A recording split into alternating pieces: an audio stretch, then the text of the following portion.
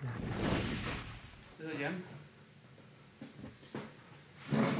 Ja, og hva jobber du med? Jeg sidder og redigerer et computerblad, vi har, som hedder PC Planet.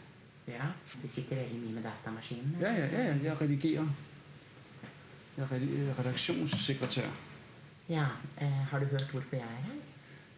Ganske kort, så jeg er ikke helt sikker på, at jeg opfatter det.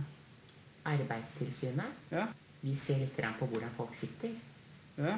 Og jobber. Forhold til det motoriske. Ja. Og muskulære.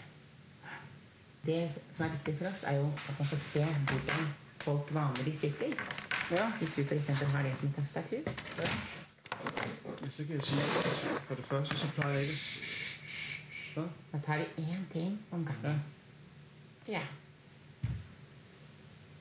Er det greit? Det ved jeg ikke. Nei.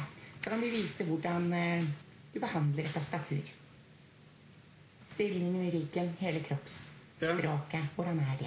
Det kan jeg ikke vise dig, fordi at jeg vil aldrig nogensinde sidde så.